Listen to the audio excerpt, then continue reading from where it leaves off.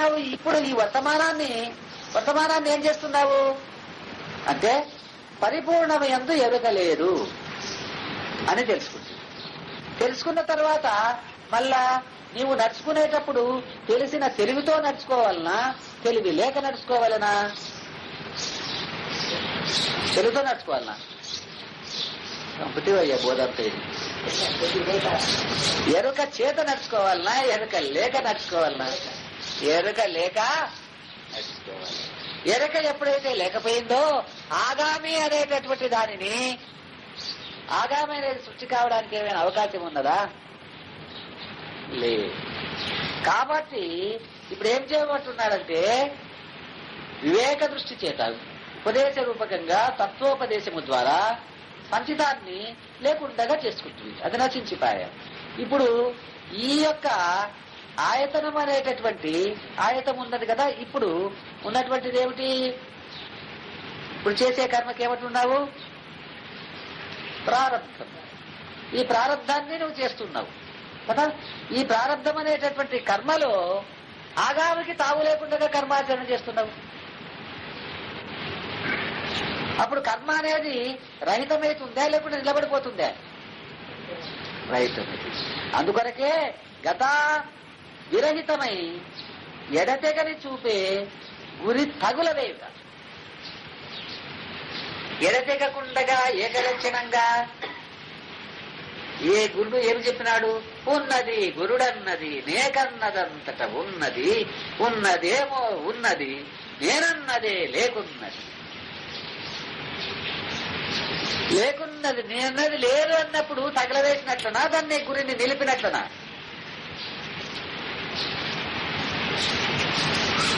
ఏమయ్యా ఊక మాట ఏం తోచకుండా ఉంది, ఎట్లా నిలిపినట్లనా? నేను లేదన్నప్పుడు నిలిపినట్లనా? నేను నిలిపినప్పుడు గురుపు నిలిపినట్ల? నేను లేను అన్నప్పుడు చెప్పు తొందరగా. లేనప్పుడు ఉన్నట్ల నీవే గురి కదా. ఇప్పుడు నువ్వు లేవు, ఇప్పుడు ఆ గురి పోయిందే ఉందే? గురి పోయినప్పుడు అది తగలబడినట్లనా ఉన్నట్లనా? అదే అసలు ఆ గురి తగలవేయుట అంటే మొదలేం చేయాలంటే చూపు నిలపవలసిందే. అది సర్వదృక్కు కదా, అన్నిటినీ తెలుసుకోవాల్సింది దాని ద్వారా. అంటే ఏకచూపు చెయ్యాలి మళ్ళీ. అంటే అందుకొరకు ఏమన్నారంటే గురుడు అచలచలములను తనకు ఎరిగించినాడు. ఎరిగిస్తే శిష్యుడు ఎరిగినాడా ఎరగలేదా? ఎరిగినాడు. మళ్ళీ ఏ స్థానంలో ఉండి ఎరిగినాడు? ఎరుకై ఎరిగినాడు. ఆ ఎరుకై ఎరగడం అంటే ఏమిటి? అన్నిటినీ చూచే సర్వదృక్ స్వరూపం ఏదో ఆ సర్వదృక్ స్వరూపమే ఎరుక. ఎరుక అంటే ఇలా పప్పు పువ్వ తినేటటువంటి ఈ వ్యవహారం కాదు. ఏ ప్రత్యక్ష చైతన్య స్వరూపమై ఉన్నదో ఆ ప్రత్యక్ష చైతన్య స్వరూప స్థితిలో ఉన్నాడు అతను. ఇప్పుడు దాని యందు గురి నిలిపినాడు. మొదట చేయవలసిన పని అన్నిటికీ ఆధారం అదే కదా. ఇదేం చేస్తుంది? అన్నిటిపైన పోతూ ఉన్నది. పోతూ ఉంటే ఏమైంది? దానిపైనే వాడు దృష్టి నిలపలేడు. దానిపైన దృష్టి నిలవకుండా ఏమైపోతుంది? ఈ యొక్క ప్రపంచం పైకే వస్తుంది. అందుకొరకు ఏమిటంటే గురి నిలపడం అంటే ఏమిటి అర్థము? ప్రపంచం పైన ఉండే దృష్టిని ఏమి అక్కడ నీకు చెట్టుని ఎందుకొరకు ఉపమానం చెప్పడం జరిగింది? చెట్టు ఉంది, కొమ్మలు ఉన్నవి, ఆకులు ఉన్నవి, పండ్లు ఉన్నవి, అన్ని ఉండేవి అంటున్నాడు. అంటే ఏమిటి? ఈ జగత్ అనేటటువంటి సంసార వృక్షం పైన నీ దృష్టి ఉంది అని అర్థం. నాకు ఇది ఏమీ కనపడడం లేదు, అది ఒకటే కనపడుతుంది అంటే ఆ ప్రత్యక్ష చైతన్యం ఏదైతే ఉందో అది ఒక్కటే ఉన్నది గురి. అంటే అప్పుడు ఆ గురి ఎప్పుడైతే నిలిచిందో నీవు ఆ స్థానంలో ఉన్నట్లే ఇప్పుడు కదా. మళ్ళీ ఆ స్థానం నుండి దానిని కనుక్కోనవలే పరిపూర్ణ. దాన్ని కనుక్కోవాలంటే ఉపాధి రహితము. ఏ చూపు చూస్తుందో ఆ చూపు ఏమైనా తగలబడాలి. ఇప్పుడు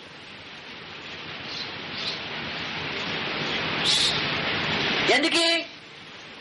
ఆ చూపే అన్నిటికీ మూలం. అంతవరకు ఆ స్థానానికి చేరే వరకు చూపు అవసరం. ఆ స్థానానికి చేరిన తర్వాత తనను మీరిన దీని అప్పుడు కదా చూడాలి. అప్పుడు తనని మీరినటువంటిది అప్పుడు గతాయాత విరహితమై ఎడతెగని చూపు. అది అంటే తెంపులు లేదు. ఆ తెంపులు లేనటువంటి చూపి ఉంది కదా, ఆ చూపే గురి కదా. ఆ గురిని అప్పుడు ఆ స్థానములో ఉండి తగలవేయవలే. ఈ స్థానంలో కాదు నీవు తగలవేయవలసింది. ఆ స్థానానికి చేరి ఆ స్థానంలో దాన్ని తగలవేయాలే. కానీ ఈ స్థానంలో నీవు తగలవేస్తే ఏమైతుంది? వేరుంది మళ్ళా మొలుస్తుంది. మూలమునకు వెళ్ళి ఆ మూలాన్ని తగలవేయాలి. కానీ మూలాన్ని తగిలివేయకుండా చెట్టుని తగిలేస్తే మళ్ళా ఆ మూలం ఏం చేస్తుంది? మళ్ళా మొలకలు పెట్టు.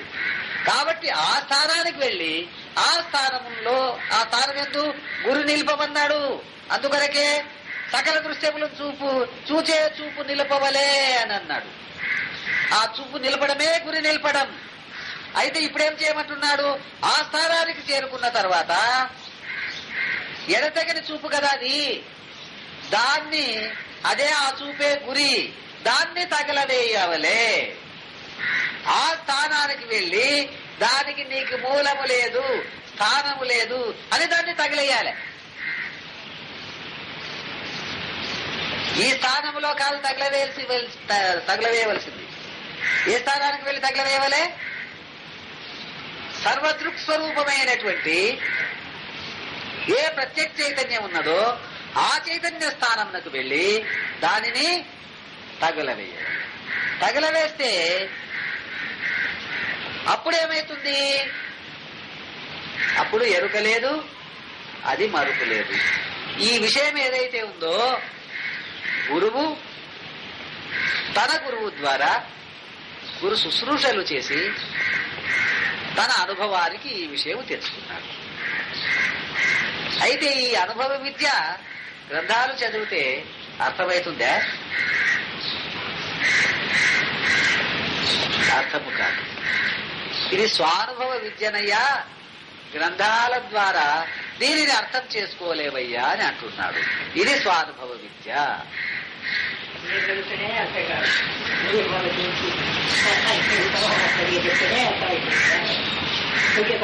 చదువుకోని ఇష్టము అసలు ఎందుకొరకు వస్తుంది? అందుకొరకే వేమారిది గురు నోట వినవలే సుమ్మి అని అడము. అందుకొరకు ఇటువంటి అనుభవం గల గురువు పురుషుడే అనన్య భజనపరాయణులు అనబడును. లయ విక్షేప నిరసన పూర్వకముగా చేయబడినదే అనన్య భజన అనబడును. దీనినే అనన్య భజన, అనన్య స్మరణ, అనన్య ధ్యానము, అనన్య శరణు, అనన్య యోగము అని చెప్పబడును. అంటే ఇది ఎటువంటి అనుభవం అంటే అనుభవము కాని అనుభవం. ఆ అనుభూతిని పొందుదామా అంటే పొందడానికి రాని అనుభవం. కానీ ఇది తెలియబడదా అంటే తెలియబడుతుంది. ఏమి తెలుసుకున్నావో తెలుపు అంటే తెలపడానికి రానటువంటి. ఇది గురుముఖతనే వినవలే, గురుముఖతనే కనవలే. ఎట్లా కనవలే? గుర్తు లేక కనవలే. ఎట్లా కనవలే? గుర్తు లేకనే కనవలే. కాబట్టి ఇటువంటి అనుభవం గల పురుషుడే అనన్య భజన పరాయణుడు అనబడును. అంటే ఏమంటే నిద్ర వచ్చే వరకు నీవు చచ్చే వరకు మరవకుండగా ఉంటాడమే, అది భజన కాదా? భజించడం అంటే ఎప్పటికీ దాన్నే తలుస్తూ ఉండేటటువంటి వాడు. అంటే ఏమిటి? వాడు పరిపూర్ణాన్ని తప్ప ఇతరముని తలవడు. అనన్యము అన్యాన్ని వాడు తలవడు. ప్రాపంచిక విషయ సంబంధమైన విషయాల్ని వాడు తలుచుకోడు. కాబట్టి వాడిని ఎటువంటి భక్తుడు అనాలే? వాడు ఏం చేస్తాడు? భక్తుడు అనేవాడు భజన చేస్తాడు కదా. వీడు గురుభక్తుడా కాదా? గురుభక్తుడు అయినప్పుడు వాడు కూడా భజన చేయవలే కదా. ఏం భజన చేయవలే? ఉన్నదే పరిపూర్ణము. నేనన్నదే లేదు అనే భజన తప్ప ఇంకో భజన ఉందా? ఇది గుండె ఎట్లయితే డక్క డక్క కొట్టుకుంటుందో ఆ గుండె డక్కడక్కకు డక్కడక్క ఉంది కదా, దానికి జాయింట్ కావాలి. అది డక్ అన్నప్పుడు అదే ఉన్నది నేను లేదు, ఇంకో డక్ అన్నప్పుడు అదే ఉన్నది నేను లేదు.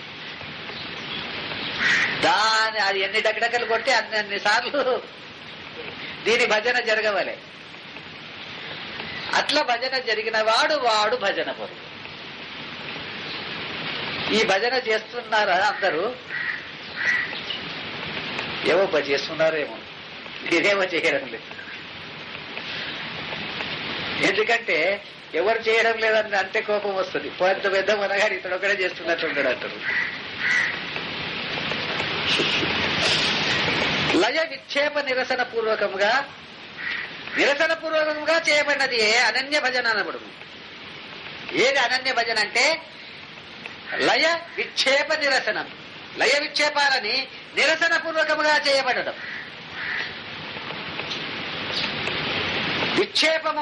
విక్షేపమేమిటి? ఏది సృష్టికి మూలమైనటువంటిదో అది విక్షేపం. ఆవరణ విక్షేపం, లయ కషాయములని చెప్పని అన్నారు కదా. మళ్ళీ ఏమిటి? ఇదేమైంది? లయమైతుంది, మళ్ళీ ఆవిర్భావం చెందుతుంది. ఏమైతుంది? తనువు లయమైపోయా కొద్ది సేపలు అయితే అలాకల్లా శివరాజే అది పోయి అగ్నిలో లయమైపోతుంది. ఇప్పుడు లయమవుతుందా? లయపోతుంది. అయితే ఏమైనా విక్షేపం మాత్రం మిగులుతుంది.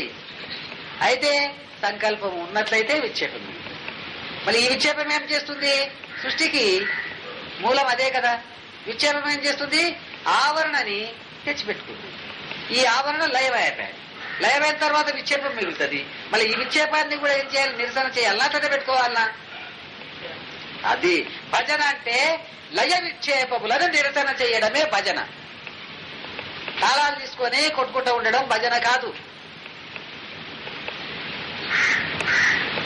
భజన అంటే ఏం చేస్తున్నాం మనం? తాళాలు తీసుకోవడము, భజన చేసుకుంటూ కూర్చుంటాం. ఇది భజన కాదు. ఏమిటి భజన అంటే లయ విక్షేప నిరసనమే భజన. ఈ నిరసన పూర్వకముగా చేయబడినదే అనన్య భజన అనబడు. అంటే అనన్య భజన అంటే ఈ చేసే భజనలు ఉన్నాయి కదా. సోమవారం నాడు కొందరు భజనలు చేస్తారు, శనివారం నాడు కొందరు భజనలు చేస్తారు, గురువారం నాడు కొందరు భజనలు చేస్తారు, ఒకవేళ చేస్తే శుక్రవారం నాడు చేస్తారు. కానీ మంగళవారం భజన చేసేటోళ్ళు, బుధవారం నాడు భజన చేసేటోళ్ళు ఏమో కనపడలేదు. ఆదివారం నాడు కూడా కొందరు భజన చేస్తారు. ఆదివారం చర్చిలకు పోయి భజన చేస్తారు కదా. శనివారం నాడేమో వెంకటేశ్వర్లకు కార్యక్రమం చేస్తారు. గురువారం ఏమో రాఘవేంద్ర స్వామి లేకపోతే ఇంగ్యాస్ స్వామి కూడా చేస్తారు, సాయిబాబాకు మొదలైన వాళ్ళకి చేస్తారు. శుక్రవారం వస్తే లక్ష్మీదేవి, లక్ష్మీ సంపద కలగాలని చేస్తారు. సోమవారం వస్తే శివునికి ధ్యానం చాలా ముఖ్యమైనది కాబట్టి, చంద్రశేఖరుడు కాబట్టి సోమవారం భజన చేస్తారు. ఎందుకో ఇవి నోచుకోలేదు పాపం మంగళవారం బుధవారం. చేస్తూళ్ళు కూడా ఉండరేమో మనకు తెలియదులే. కానీ ఈ భజన ఆ వారం నాడే చేస్తారు కానీ మిగతా వారం నాడు చేస్తారా? ఆ భజన ఎటువంటిది అంటే అది బాహ్య భజన. అది ఏ భజన? బాహ్య భజన. శ్రవణం, కీర్తనం, స్మరణో, విష్ణోపాద సేవనం, అర్చనం, వందనం, దాస్యం, సఖ్యం, ఆత్మనివేదనం అనే నవవిధ భక్తులతో కూడినది ఈ భజన. ఈ నవవిధ భక్తులు ఏదో ఒక దానికి కూడినటువంటిది భజన. దీనిని మించినటువంటిది అనన్యం అంటే బాహ్య భక్తితో కూడినటువంటి భజన కాదు. అయితే ఇది అనన్య భక్తి. అనన్య భక్తితో కూడినటువంటి భజన అంటే ఏమిటి? అన్యము లేనే లేదు, అన్యము లేదు, అది ఒక్కటే ఉన్నది. దౌ లేదు, దో నహీ హై, రెండోది లేదు, ఒకటే ఉన్నది. రెండేదే ఎరుక, ఎరుక లేనే లేదు, అదే ఉన్నది. ఏమిటది? అదే అచలం, అదే పరిపూర్ణం, అనే దృక్కు కలిగి ఉండడమే అది అనన్య భజన. అయితే ఆ అనన్య భజనలో ఎట్లా ఏమి చేయవలే? భజన అంటే భజన చేసుకుంటూ ఉండవల్ల లయ విక్షేప నిరసనని, లయ విక్షేపాలని నిరసన పూర్వకముగా చేయబడ్డది. అట్లా చేయడమే అది అనన్య భజన అని పిలువబడుతుంది. దీనినే అనన్య భజన, అనన్య స్మరణ, అనన్య ధ్యానము, అనన్య శరణము, అనన్య యోగము అని చెప్పబడుతుంది.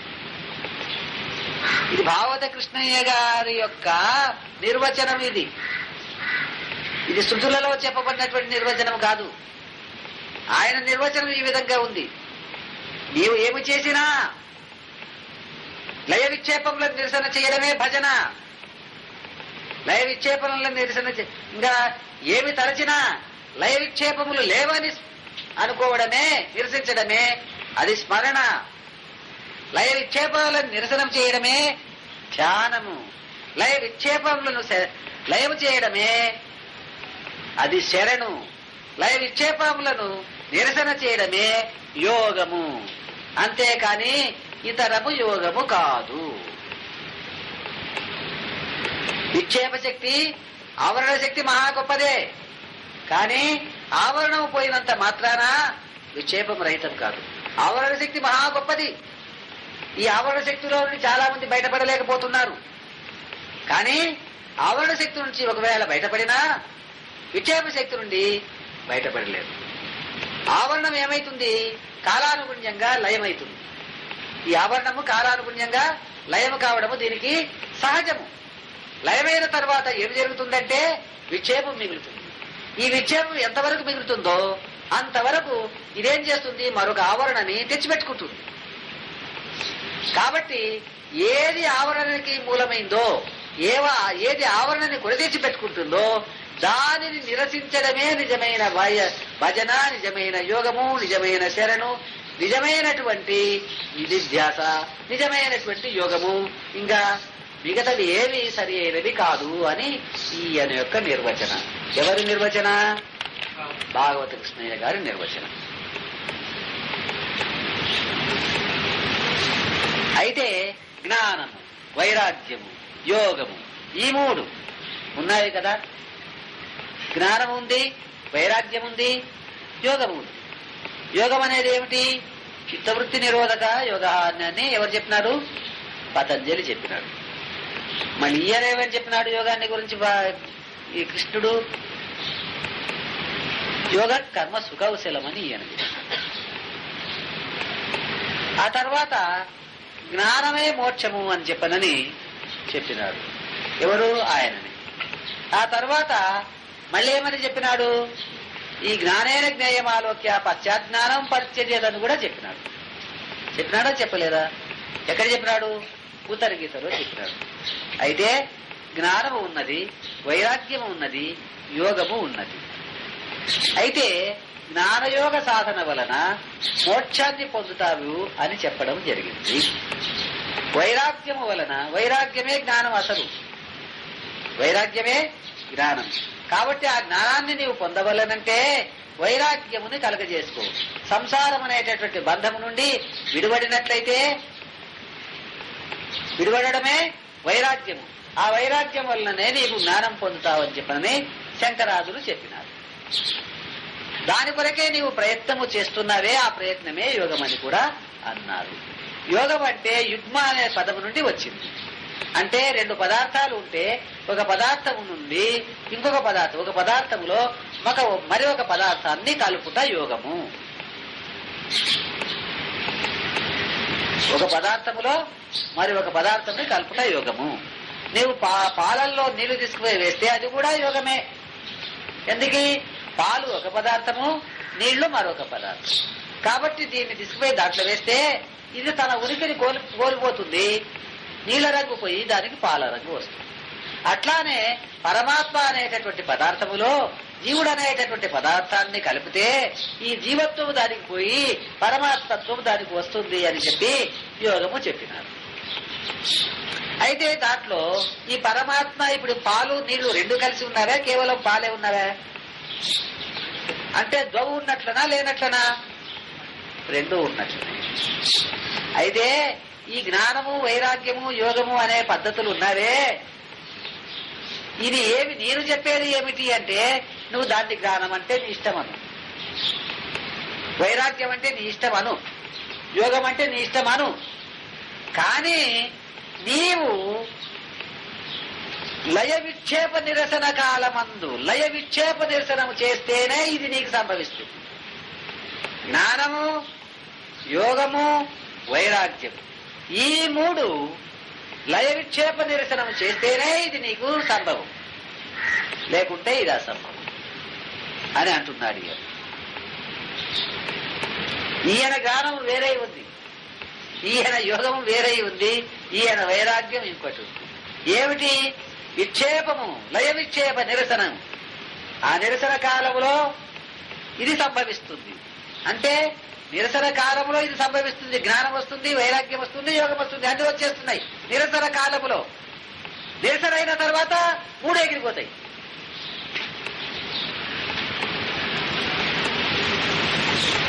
నిరసన చేసేటప్పుడు చూడండి, మీరు ఆలోచించేది. ఇప్పుడు మనమంతా కూడా విచారణ చేస్తున్నాం. ఈ విచారణలో ఏం చేస్తున్నాము? దేంట్లోనైనా దేన్ని కలుపుతున్నామా, లేకుంటే నిరసిస్తున్నామా? సృష్టికి మూలమైన వస్తువుని నిరసిస్తున్నాం. ఇప్పుడు ఏమైంది?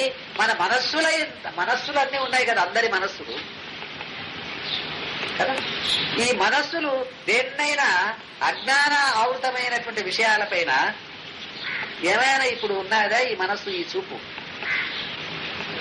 లేదు. అంటే లేనప్పుడు అప్పుడు జ్ఞానము ఎందే ఉన్నట్టునా కాదా? ఉన్నట్టు. ఇప్పుడు ఏమైనా ఇల్లుగిల్లు ఏమైనా ధ్యాస వస్తుందా? రాదు. రానప్పుడు అప్పుడు నీవు వైరాగ్యం మీద ఉన్నట్లనా కాదా? ఉన్నట్లే. అయితే ఇప్పుడు ఏమైంది?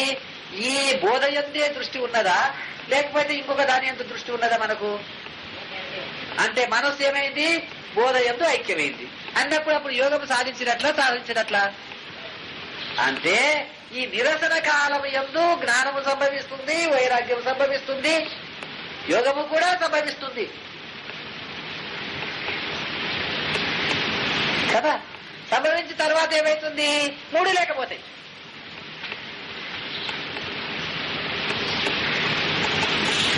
అది నీవు దాని కొరకు ప్రత్యేకంగా చేయవలసిన అవసరం లేదయ్యా. ఈ విచారణల గురు సంజ్ఞ ప్రకారం విచారణ చేస్తూ పోతే ప్రత్యేకంగా మళ్ళీ జ్ఞానం కావాలి, నాకు వైరాగ్యం కావాలి, యోగం కావాలనేటువంటి ధ్యాసలో ఎత్తుకుంటున్నావు. ఈ నిరసన కాలంలో నీకు ఈ స్థితి కలుగుతూ ఉన్నది. మళ్ళీ ప్రత్యేకంగా వేరే దాని కొరకు నీ మనస్సుని మళ్లించవద్దు అని హెచ్చరిక చేస్తున్నారు. ఈ స్థితి నీకు వస్తూ ఉన్నది సహజంగా. అయితే ఎంతవరకైతే నిరసన చేస్తున్నావో అంతవరకు ఉపాధి ఉన్నది. ఎప్పుడైతే నిరసింపబడిందో అప్పుడు నిరుపాధిక దృష్టి కలుగుతుంది. నిరసన ఎప్పుడైందో ఏమైతుంది? నిరసన చేస్తూ ఉన్నంత వరకు ఉపాధి ఉన్నది. నిరసన ఎప్పుడైందో మాట్లాడుటకు మాట లేకపోయా, అప్పుడు ఉపాధి ఉన్నట్లా లేకపోయినట్లా? నిరుపాధిక దృష్టి చేత చేయబడిన కర్మ అది దేని చేత, ఏ దృష్టితో చేస్తుంది ఈ కర్మ? నిరుపాధిక దృష్టి చేత చేయబడిన కర్మ బ్రహ్మ కర్మ అనబడును. కర్మ దృష్టి లేదు కనుక కర్మము అనబడదు. ఇప్పుడు దృష్టి ఉందా ఈ కర్మ చేసే దాంట్లో? పుస్తకతులాంటున్న 108 దృష్టి లేదు కనుక దీన్ని కర్మ అనాలనా?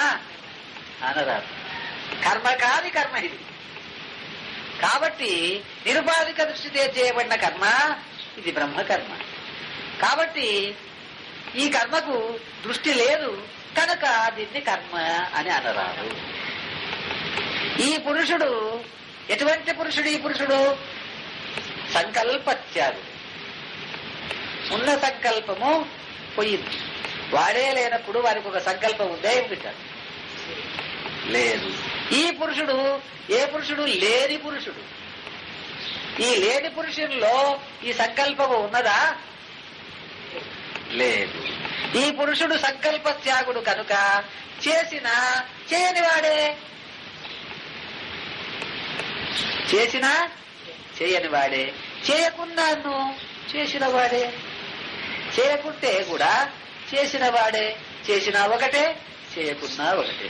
అయితే వీరికి కర్మ అనేది లేదు. సర్వకర్మ పరిత్యాగమే స్వభావం. ఇప్పుడు ఈ నిర్ణయంలో ఉన్నవాడు ఇప్పుడు ఏమేమిటి వీడిని ఏమనాలే? నిరుపాధిక దృష్టి కదా. నిరుపాధిక దృష్టి ఉన్నటువంటి వాడు సశరీరుడా లేక అశరీరుడా? గట్టిగా చెప్పబ్బా. అశరీరుడు. అశరీరుడు అన్నప్పుడు వీడు కర్మ చేస్తున్నాడా? అసలు త్యాగము చేసినాడు. దాన్నే త్యాగము చేసినాడు. కర్మకు మూల వస్తువు ఏదైతే ఉందో దానినే త్యాగము చేసినాడు. ఇప్పుడు వాడు చేసినా చేయని వాడే, చేయకుండా చేసిన వాడే. ఏమి లేని వాడు ఏమి చేసినా ఏమి, చేయకుంటే ఏమి. ఎందుకు? ఉపాధి లేనివాడు. అయితే ఈయన యొక్క స్వభావం ఏమిటంటే సర్వకర్మలకు మూలమైన దానిని నిరసించడమే వీని స్వభావం. కాబట్టి సర్వకర్మ పరిత్యాగమే వీని స్వభావం. వీని స్వభావం ఏమిటి? సర్వకర్మ పరిత్యాగం. దేహాభిమాన సంఘ దృష్టి నిరసనమైంది. దేహాభిమానంతో కూడి ఎప్పుడు దేవపైన ఈ మనస్సు, ఈ దృష్టి ఐక్యమైనప్పుడు,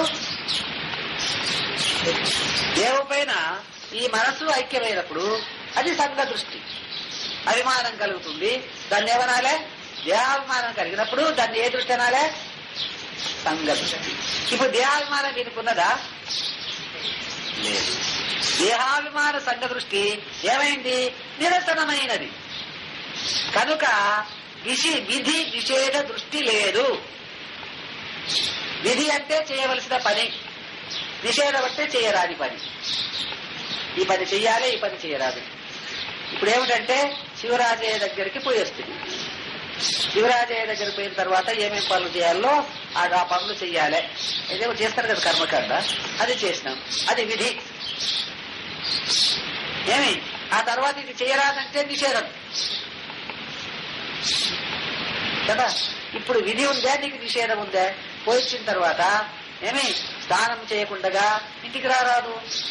ఎందుకంటే అది ముట్టుకున్నందుకు మైలు వచ్చింది కాబట్టి స్నానం చేయకుండా ఇంటికి రారాదు. ఇది నిషేధం. అది ఇంటికి రారాదనే వాట నిషేధం. ఈ పని స్నానం చేయాలి అనేది విధి. ఇప్పుడు నీవు విధి ఉన్నదా, నీకు నిషేధం ఉన్నదా?